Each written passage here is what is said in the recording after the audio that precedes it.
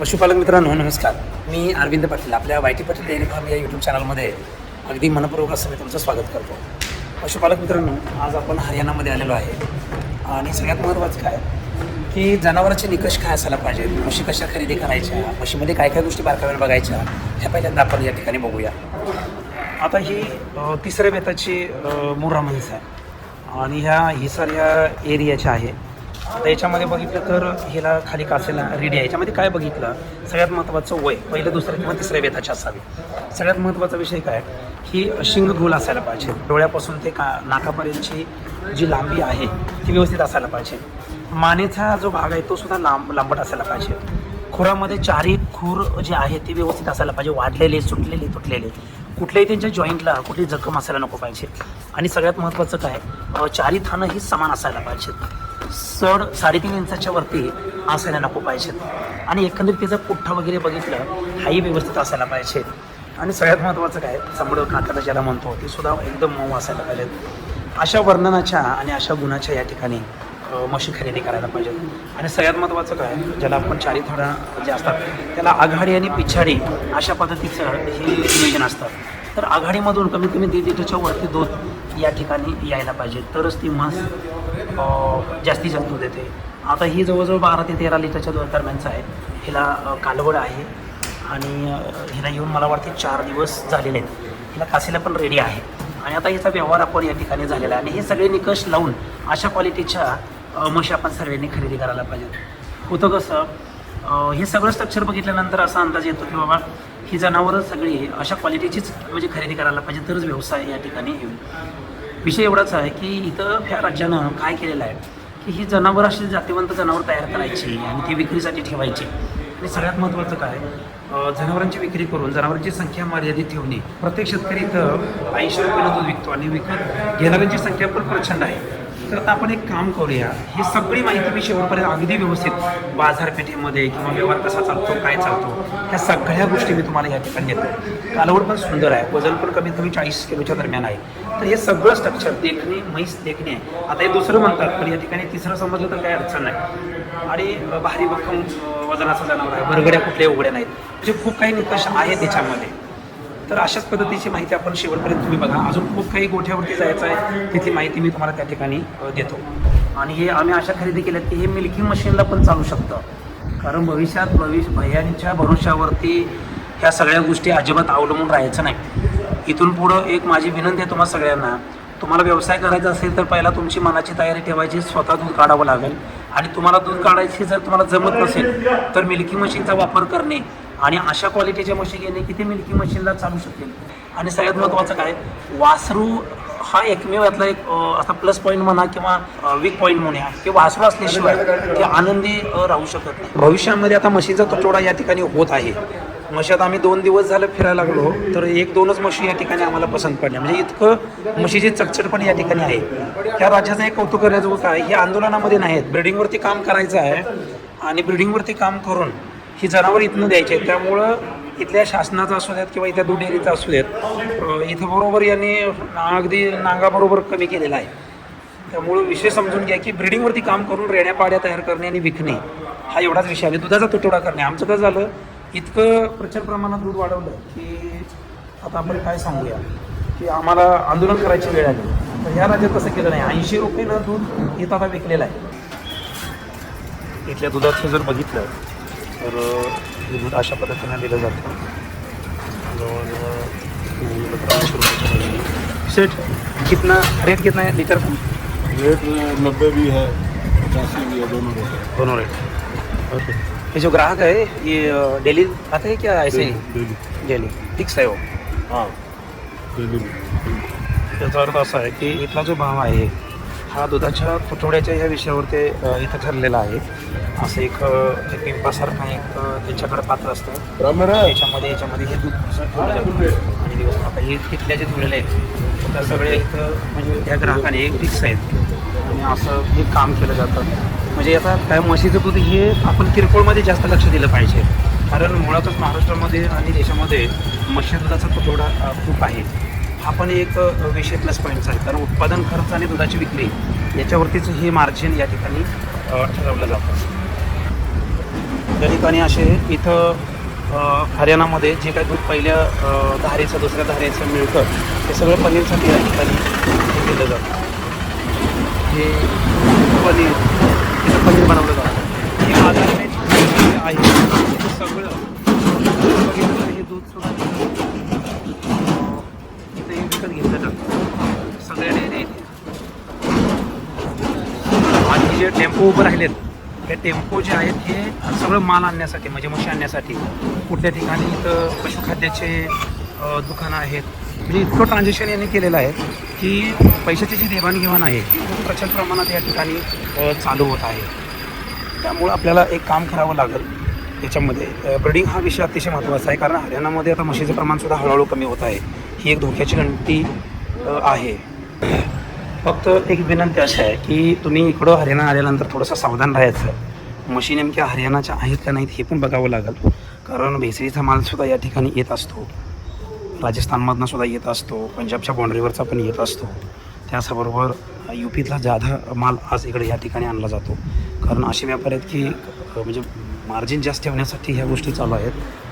तर ह्या सगळ्या अशा म्हशी आणून बांधल्या जातात आणि याच्यात आपण ह्या मंडईमधनं आपण ह्या बघाव्या लागतात. आणि मंडईतनं जर पसंत पडलं नाही तर बाहेर जाऊन आपल्याला खेड्यावरच्या सुद्धा या ठिकाणी घेतलेला म्हणजे घ्यायला लागतं. तर या ठिकाणी ही पण म्हैस वार पडत आहे. असे पण मला वाटतं रात्रीच्या वेळेला ही म्हणजे पहाटेच्या वेळेला बसल्या येणं जार पण टाकायच्या याच्यामध्ये वासरू एक मात्र काय यांचं शिकण्याजोगं की वासरू समोरच्या बाजूला ठेवलं जातं आणि वासऱ्याशिवाय ह्या म्हशी दूधच देते. प्रत्येकानं वासरू जपलं पाहिजे मग ते नर असेल किंवा माझे असेल. हे आता ह्याला सोडलेलं आहे कासेला. हिला ती म्हणजे आपल्या बाळाला पाजल्यामुळे त्याचं मातृत्व जागं होतं म्हणजे पाना नावाचा प्रकार चालू होतो चांगला. कारण वासरू जर ठेवलं तर मांस पण दाखवते आणि पाना पण करते आणि जास्तीचा भाकडकाळ कमी होतो. जे आपण म्हणतो भाकडकाळ तर भाकडकाळ कमी करण्यासाठी वासरू हा एक उत्तम पर्याय आहे. जास्तीत जास्त फोकस ठेवला दूध विक्री आणि जनावर विक्री. आपल्या महाराष्ट्रामध्ये टोटल उलटं काम आहे. असं उलटं काम आहे की नुसतं फक्त पहिलाच केलं जातं. इथं ह्यांचं पाणी पाजण्यासाठी दिवसाला 5 ते 6 वेळेला पाणी पाजलं जातं. दिवसभर ह्या अशा बाजूला हे ठेवले जातं. मेंढा आहे सोडून दाखवायला लागेल. समोरच्या बाजूला फक्त सुका आणि सुका चालायचाच नेहमी असतं. आता या खाऊन पिऊन आता या सगळ्या बाहेरपर्यंत सगळ्या बांधलेल्या आहेत. यांची डेअरी आहे, मंडी आहे, व्यापार आहे. दूध पण विकलं जातं आणि हे पण विकलं जातं म्हणजे म्हशी पण विकल्या जातात. जी राहिली यांची ही मेंढा याची म्हैस आहे. कासेला वगैरे आहे छान आहे. आपण आता बघू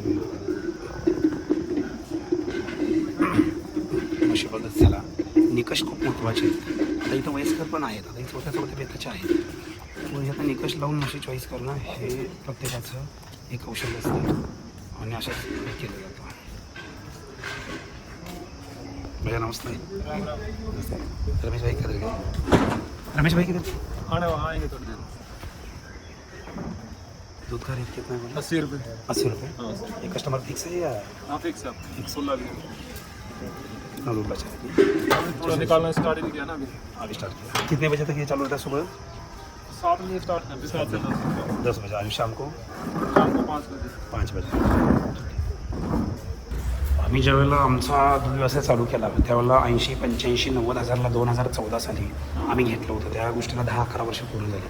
पण आज बघितलं तर इथं 150, 160च्या वरनंच सगळे बोलायला लागले. याचा अर्थ असा आहे की माल शॉर्ट होत आहे. हरियाणामध्ये तसं बघायला गेलं तर हे सगळं जनावर पैदास करणे हा पहिलं टार्गेट आहे. 2 नंबरला 80 रुपये लिटरनं दूध विकणे हा पण या ठिकाणी विषय आहे. सकाळ आणि संध्याकाळ ह्या म्हशी अशा तलावामध्ये सोडल्या जातात. आता याच्यात बघितलं तर रेडींची संख्या भरपूर आहे. जुन्या आता ह्या सगळ्या रेड्या आहेत. ह्या असं हे ब्रीडिंगवरती काम आहे त्यांचं. माझी तुम्हाला हात जोडून विनंती आहे महाराष्ट्रातल्या प्रत्येक शेतकऱ्याला की रेड्या किती देखण्या रेड्या आहेत बघा. या सगळ्या रेड्या आहेत. तर एखाद्या मुलीसारखी संगोपन करतो. एखादी घरातली लहान मुलगी जशी असते त्या पद्धतीनं आणि असं हे कळपांना तलावात घेऊन जातात म्हणजे. आणि हा शेतकरी आहे. ब्रिडिंगवरती किती सुंदर देखणं काम केलं आहे, हे जे कौतुक करणं खरोखर गरजेचं आहे. आपण आपण पाळत नाही, आपण काहीतरी वेगळ्या गोष्टीवरती आपण हे करतो की आपल्याला परवडत नाही, हे नाही ते नाही, सगळ्या गोष्टी आहेत त्या. आता गावातील सगळी मंडळी बघितल्यानंतर आम्ही चाललोय आता बाहेर हिसार ह्या जिल्ह्यामध्ये, आणि या ठिकाणी हिसारला आपण जायचं आहे. पण जाता जाता इथे एक तलाव आहे. खूप सुंदर संकल्पना आहे की प्रत्येक दिवसातून 2 ते 3 वेळेला म्हशी या ठिकाणी ह्याच्यासाठी नेल्या जातात, म्हणजे आंघोळीसाठी.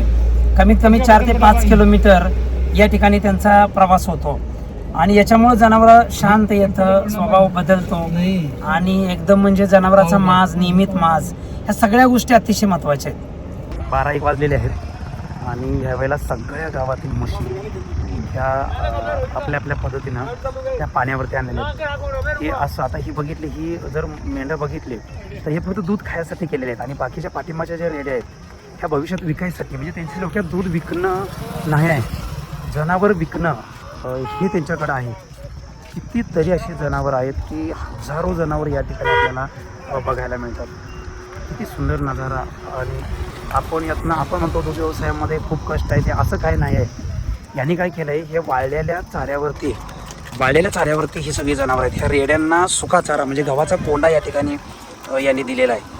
गव्हाचा कोंडा म्हणजे ड्राय मॅटर. 100 किलोच्या जनावराला 3 किलो ड्राय मॅटर लागतं, म्हणजे 600 किलोच्या म्हशीला 18 किलो, सकाळी 9 किलो आणि संध्याकाळी 9 किलो. आता या 9 किलोमध्ये काय केलं आहे, 4-4.5 किलो पशुखाद्य दिलं आहे.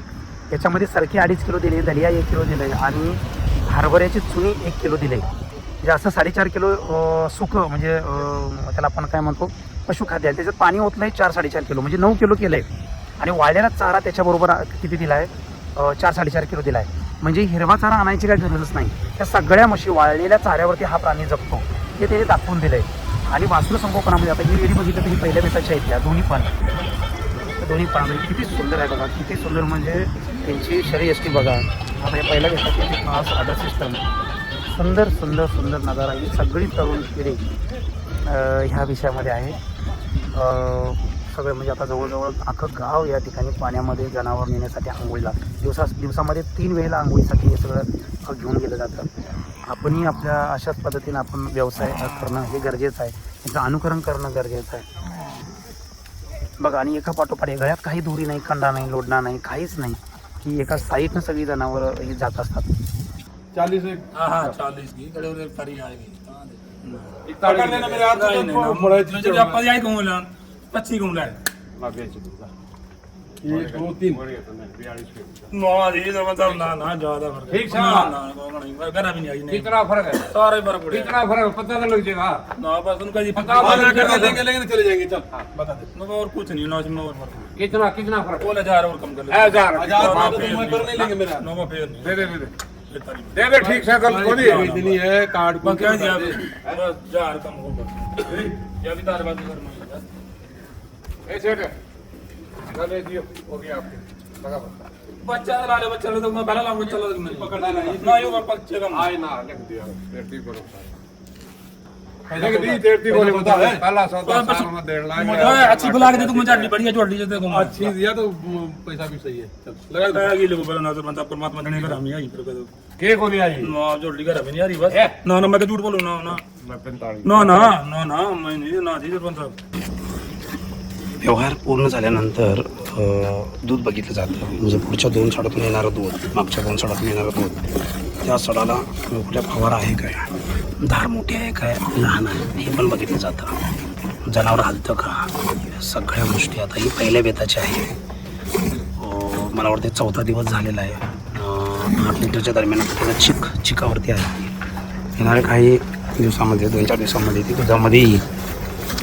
एक अंदाजे 11-12 लिटर दूध देईल अशा ह्या हिशोबाने अशा या अंदाजाने खरेदी झालेली आहे. एकंदरीत खरेदीचा किंवा व्यवहाराचा जो विषय असतो, कसा चालवला जातो, कसं बघितलं जातं, काय काय बघितलं जातं, हे सगळ्या गोष्टी मी दूध काढून बघितलं, त्यांनी बघितलं.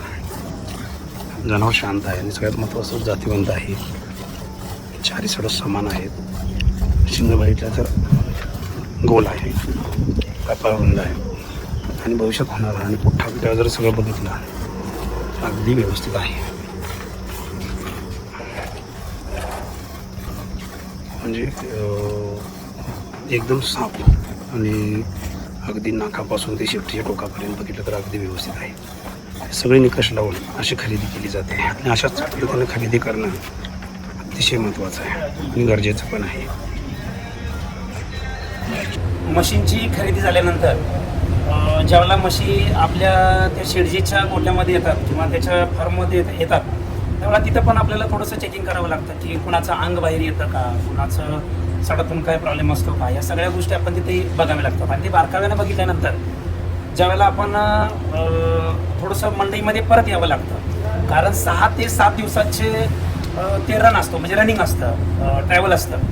त्यानंतर इथं एक ट्रान्सपोर्टच्या इथं कंपन्या आहेत त्यांच्या, त्या जे ट्रान्सपोर्टवाले आहेत त्यांना भेटावं लागतं आणि त्यानंतर मग गाडी फिक्स झाल्यानंतर एका दुकानात यावं लागतं. मग इथं काय घ्यायचं तर 6 दिवस आपल्याला प्रवासामध्ये त्या जनावराला लागणारी सरकी, त्याचबरोबर म्हणजे सरकी पेंड म्हणतो त्याला आपण, त्याचबरोबर दलिया म्हणजे गहू भरलेला असतो तो, त्यानंतर येतं छिलका म्हणजे हरभऱ्याच्या चण्याच्या वरच्या बाजूचं जे ड्राय मॅटर असतं किंवा त्याला आपण छिलकाच, त्याला थोडक्यात साल म्हणतो, टर्फल म्हणतो, तर तो पण विषय आहे.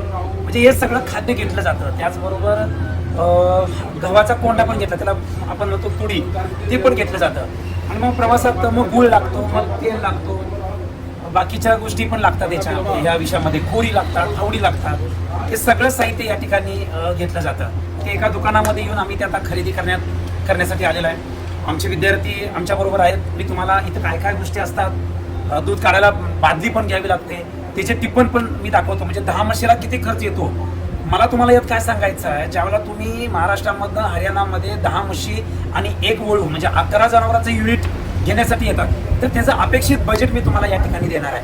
त्याचबरोबर 11 जनावरांना किती खाद्य लागतं, जातीवेळी किती हजार रुपयाचं लागतं, हे पण त्या ठिकाणी मी तुम्हाला या म्हणजे त्या माध्यमातून मी तुम्हाला दाखवणार आहे. म्हणजे टोटल एक म्हैस आपल्या त्या भागामध्ये जाऊन किती रुपयाला पडते हे सुद्धा या ठिकाणी तुम्हाला मी सांगणार आहे. त्यानंतर मी ट्रान्सपोर्टच्या त्या जिथं कंपन्या आहे तिथं काय चर्चा चालू आहे, आम्ही काय प्रश्न विचारायचे, कारण ते तुम्हाला माहिती असायला पाहिजे. विनाकारण त्यांना सगळं माहीत असतं, पण तुम्ही त्यांना असा अंदाज तुम्ही शिकवायचा नाही की तुमचं गाव, तुमचं नाव, तुमचा पत्ता सांगितला की ते बाकीचं कुठूनही येऊ द्या त्यांना, पण बाकी सगळं सांगितलं इकडून या तिकडून या, तर विनाकारण ते विषय लांबत जातात आणि मग तुम्ही अडचणीत येतात. तर आता आपण बघायचं आहे काय काय गोष्टी 10-11 जनावरांच्या गाडीला काय काय लागतं ते तेवढं जरासं बघायचं, मी तुम्हाला ते दाखवतो. जिनमध्ये प्रत्येक वेळेला आम्ही या ठिकाणी इथं म्हणजे साहित्य घेतो. हा चण्याचा आहे, चण्याचा ज्याला छिलका म्हणतो. हा छिलका पण जनावरांना खूप आवडतो या हरियाणाच्या म्हशीला, ते पण घातलं जातं. चोकरियाने घेऊन का भुसा ना, गेहूं का ब्रांड, मीट ब्रांड. हां हां हां हां. हे थोडंसं म्हणजे रप आहे, थोडंसं रप आहे, पण हे म्हशीला म्हणजे चारा खाण्यासाठी, पाणी पिण्यासाठी हे बरं असतं, हे आवडीनं खातं. त्याचबरोबर और क्या आहे जो गाडी के साथ, ये चना म्हणजे याच्यामध्ये हरभरं जवळजवळ भरलेलंच आहे. याच्यामुळे काय होतं, प्रोटीन पण मिळतं, दूध पण मिळतं, याचे जबरदस्त येतो यानं, दूध घट्ट या ठिकाणी होतं. दुसरी गोष्ट आहे हे गहू का दलिया म्हणजे गहू भरलेला असतो, किती सुंदर, आणि एका गव्हाचे जवळजवळ 20-25 तुकडे केलेले आहेत, तर ह्याला दलिया म्हणायचं. हे पण लागतं, हे भिजल्यानंतर ह्याच्यामध्ये एनर्जी असते. त्याचबरोबर हे काय, मेथी पावडर. सगळ्यात महत्त्वाचं आयुर्वेदामध्ये मेथीला पण फार महत्त्व आहे. आता हे डिलिव्हरी झालेल्या म्हशीला ही खडा म्हणजे हे खडा मेथी, ही अखंड मेथी आहे, ही पण आम्ही शिजवून घालतो यांना, ते खीर बनवतो. हे दळलेले पण आहे, हे दळलेली जर घातली तर खूप चांगले याचे फायदे पण या ठिकाणी आहेत. त्याचबरोबर और क्या क्या भाई, चने की चूरी है, हे चने की चुरी याने जो पिसा हुआ ना चना, हे चण्याची ही चुरी म्हणजे हे वापरलं जातं. हे सगळे धान्य म्हणजे इथं गोळी पेंड वापरलं जात नाही, हे चना आहे, याचा काय उपयोग नाही, पण आपल्याला त्याचे दळून विळून वगैरे सगळं केले असते. हरभर पण चांगलंच आहेत, आपल्या इकडचंच आहेत, इथले पण आहेत. त्याचबरोबर हे का दाखवायचं, हे एवढं सगळं साहित्य येतं आपल्या इकडे हे जनावरांना. हे हलीम म्हणजे हे सगळे लक्षात ठेवा की हलीम म्हणजे कशाला म्हणतात, तर बऱ्याचशा शेतकऱ्याला हळीव सुद्धा माहीत नसतं. हळीव इथं हे अखंड पण आहे, खडी बी आहे ना, हे पिसिवी आहे, पिसिवी नाही आहे. हे शिजवून घातलं जातं, गूळ वगैरे शिजलं की घातलं जातं.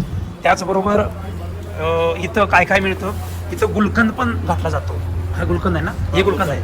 ये किस लिए डालते हो, साफ हो जाएगा उसका बच्चा जन्ने के बाद पेट साफ होने के लिए साफ हो जाएगा उसका थोड़ा सा दिखाओ, थोड़ा सा दिखाओ. हे इथले व्यापारी म्हशीचं दूध वाढवून दाखवण्यासाठी हे आम्हाला माहीत नाही. गाभीन भी जल्दी जी गाय जी म्हैस आणि जी गाय गर्भाशयाला ज्याचा प्रॉब्लेम आहे त्याला हे गुलखंद घातल्यानंतर काय होतं, कचरा बाहेर येतो. तर ते कसं आहे. त्याचबरोबर सरसों का तेल, हे तेल अभी कितना रेट चालू आहे अभी होलसेल में? 130 130 पर केजी. हे शिंगाला लावण्यासाठी, अंगाला लावण्यासाठी, जनावरांना खायला पण दिलं जातं, वापरलं जातं. हे सगळं आहे. त्या नाली पण आहेत. पोट रस्त्यामध्ये येताना जर पोट फुगलं काय झालं तर ते पण आहे. त्याच्या सुंदर सुंदर अशा मोडक्या पण आहेत. एक एक हौशी शेतकरी सगळं हे पण करतात. त्याचबरोबर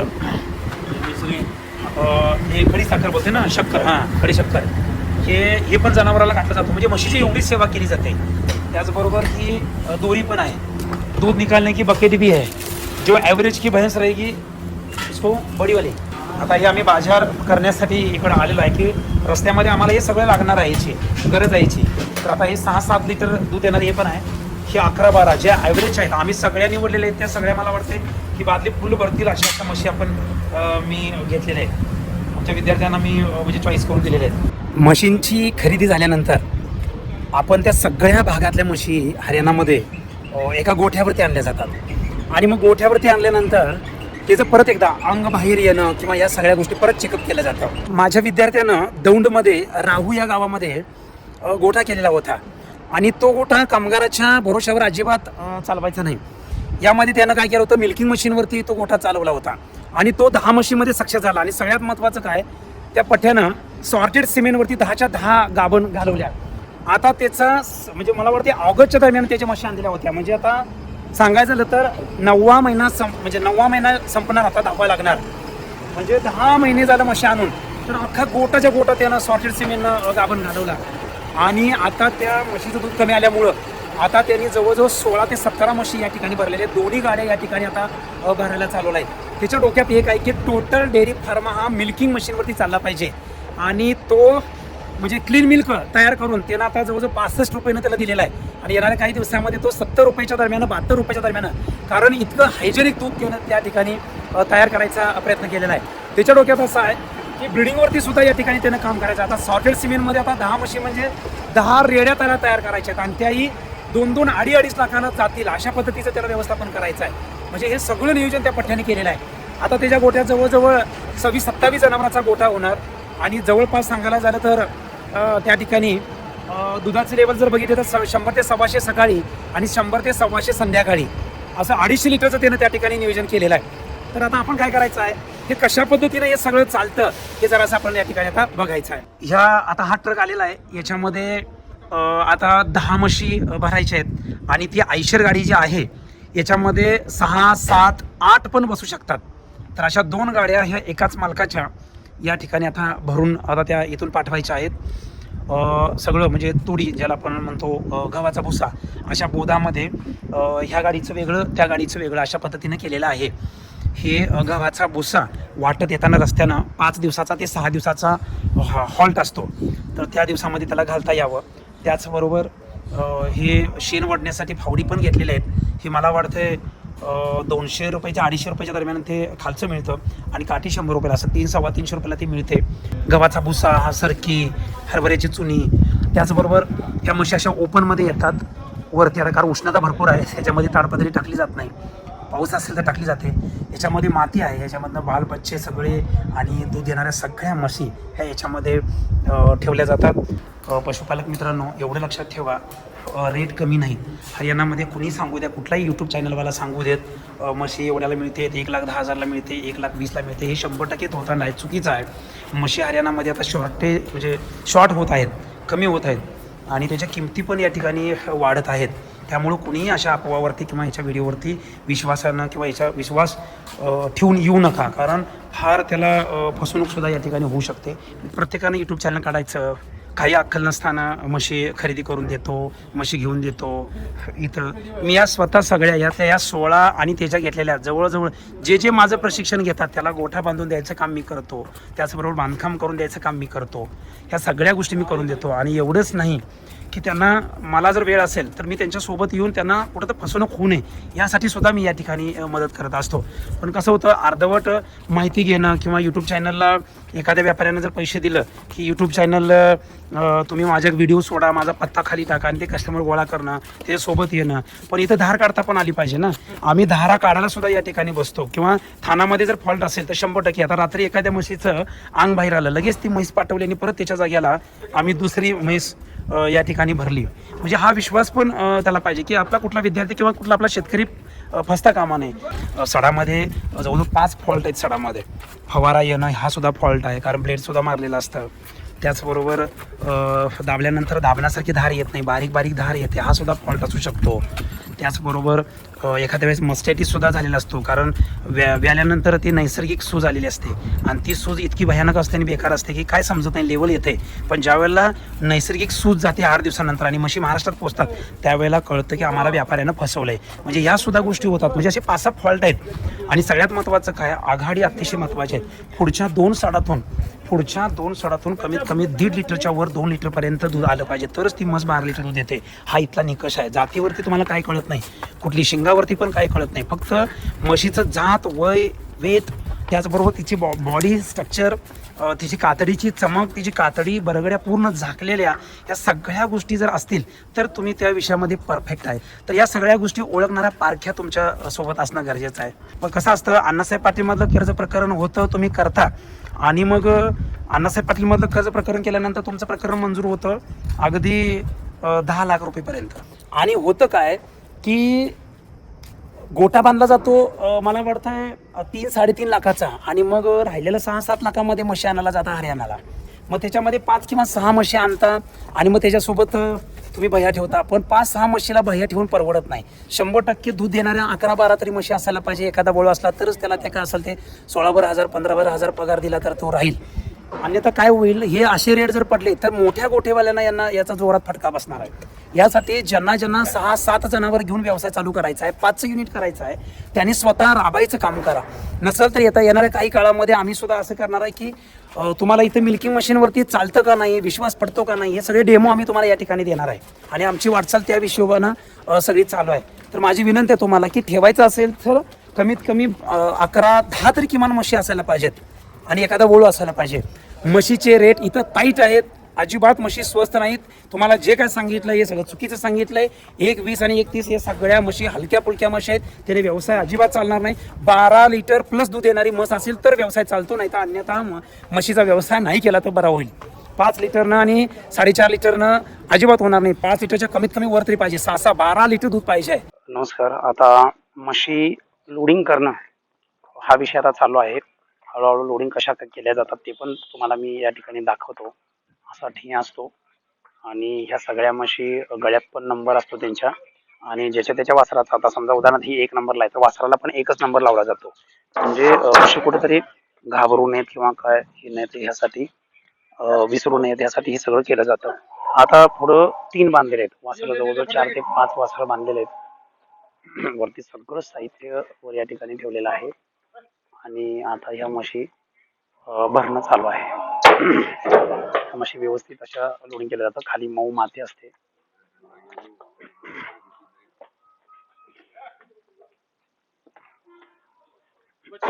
अगदी तरुण आहेत, एकदम म्हशी तरुण आहेत. आणि सगळं खाली माती वगैरे सगळी व्यवस्थित टाकून, कारण मऊ आता ह्या महाराष्ट्रामध्ये पोचायला, कारण पहिला जो विषय आहे, ह्या म्हशी आता उभ्या राहणार, रात्रभर उभ्या राहतात या. कारण ह्या कशामुळे उभ्या राहतात की ह्या रोज पाण्यावरती जातात, म्हणजे रोज आंघोळीसाठी दिवसातून 2-2 वेळा जातात. त्यामुळे त्यांचा शारीरिक व्यायाम चांगला आहे, उभं राहण्याची ताकद आहे, तेवढी इम्युनिटी पॉवर त्यांच्यामध्ये आहे. तर यासाठी हा व्यायाम अतिशय महत्वाचा आहे. आता ह्या सगळ्या म्हशी अशा इकडं तिकडं पुढं 3 बांधलेल्या आहेत. पुढं तिकडं तोंड करून त्या 3 बांधलेल्या आहेत.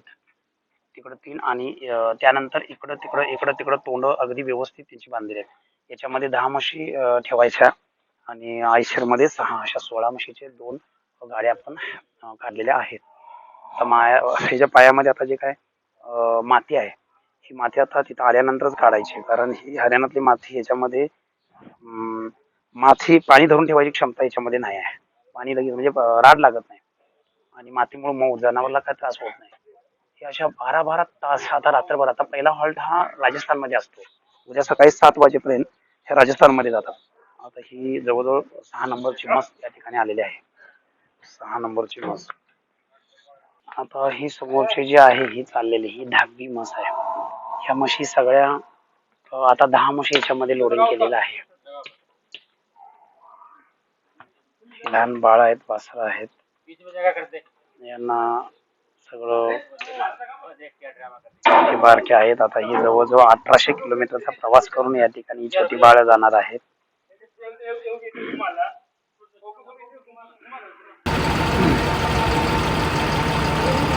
अशा तऱ्हेने पहिला लोड आपला भरून गाडी आता जात आहे आणि दुसरी गाडी आता 6चा दुसरा एक विषय असा हे केलेला आहे.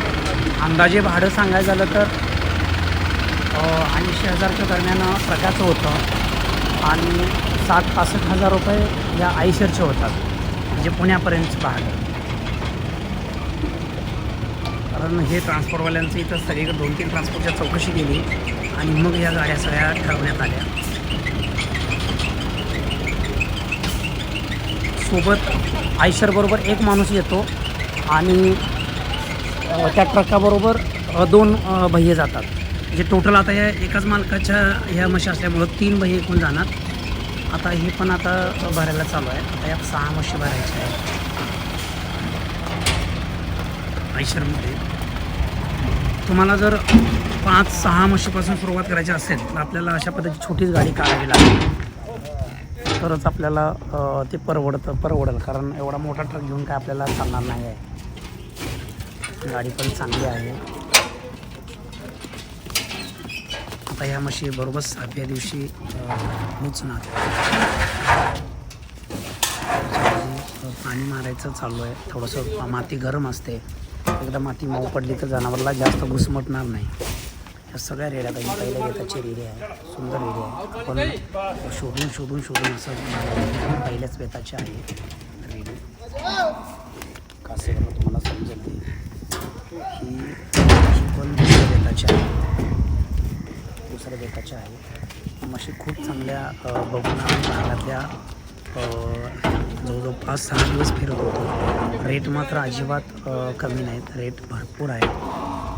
कारण रेट इतके आहेत की आता ते सांगून पटणार नाही अजिबात. म्हणजे 1.20, 1.30, 1.15 असं देऊन कोणतरी तुमच्या फसवेल अजिबात त्यांचा विश्वास ठेवू नका. कारण आम्ही सगळ्या व्यापाऱ्यांचे आम्ही लाईव्ह बघितलेली आहे ती त्यांची. सगळीकडे असेच बोलतात, गोड बोलतात आणि आपल्याला त्यांच्या डोक्यात एवढंच आहे की हरियाणा राज्यातून म्हशी विकणे. आणि ते यशस्वी कुठं झाले आहेत. 80 रुपयानं 2 लिटर आहे आणि रेड्या तयार करून त्यांनी म्हशी तयार करून विकणे अख्खं स्टेट विकायला लागले. त्याच्यामुळे काय झालं, तर जनावरांची संख्या पण या ठिकाणी कमी होत असलेली दिसायला लागली आपल्याला. हा एक धोक्याची घंटीच म्हणावी लागेल. एक भविष्यात आपल्याला ही जनावरं आपल्याला मिळणं कमी आहे. कारण आपल्याला ही जनावरं आपल्याकडं आली पण आम्ही ब्रिडिंगवरती काम अजिबात केलं नाही, तर आपल्याला ब्रिडिंगवरती सुद्धा चांगल्या पद्धतीनं काम करावं लागेल. दुसरी पण गाडी यामध्ये 6 कसं भरलं जातं हे सगळं तुम्हाला स्टार्ट येणं आम्ही दाखवलेलं आहे. आता हे फिरून त्या ठिकाणी इकडे घेतलं, सगळं इकडे घेतलेले आहेत. 3 तिकडं राहिल्या, 3 एकदम आरामशीर. आणि छोटी वासरं ही इथं ही 1800 म्हणजे 1600 तरी किलोमीटर जिंकते पूर्ण होईल. 1500-1600 किलोमीटर या ठिकाणी तुमचा प्रवास होणार आहे. अगदी सुरक्षित आणि अगदी व्यवस्थित या ठिकाणी हे सगळं येतं. पशुपालक मित्रांनो, तुम्हाला ही माहिती का द्यायची, एक व्यापाऱ्यांच्यापासून तुम्ही सावध राहा, चांगल्या म्हशी खरेदी करा. म्हशींच्या किमती वाढलेल्या आहेत, आपण ब्रीडिंगमध्ये काम चांगलं करूया. त्याचबरोबर कुणावरही विश्वास ठेवू नका, तुम्ही स्वतः चॉईस करा. ही एवढी देईल, एवढी बोलणारा बोलतो 18 देते 20 देते असं काय नसतं. हे 12 लिटरच दूध त्या ठिकाणी मिळायची अपेक्षा आपण करूया. चांगल्या देतात म्हशी त्या, पण विनाकारण साध्या म्हशीला पण त्या 18 आणि 20 लिटर बोलतात. त्यांच्या बोलण्यावर विश्वास ठेवायचा नाही. खूप चांगल्या सुंदर पहिल्या, दुसऱ्या, तिसऱ्या वेतापर्यंत जरी खरेदी केल्या तरी चालते. अशाच पद्धतीची माहिती आपल्या यूट्यूब चॅनलवरती खूप माझे व्हिडिओ आहे ते बघत चला. मला सबस्क्राईब करा. तुम्हाला जर ट्रेनिंगसाठी यायचं असेल तर 2 दिवसाचं प्रशिक्षण आहे, 3 दिवसाचं निवासी बायप्लूचं प्रशिक्षण आहे. तुम्हाला यायचं नसेल तर महिन्यातून एकदा ऑनलाईन प्रशिक्षण होतं आणि जर तुम्हाला यायचंच नसेल तर डेअरी क्लब नावाचे ॲप तुम्ही डाउनलोड करून घ्या प्लेस्टोरमधून आणि तुम्ही कोर्सेससुद्धा पाहू शकता. चला तर शेतकरी मित्रांनो, कसा वाटला हा व्हिडिओ? जय हिंद, जय महाराष्ट्र, धन्यवाद.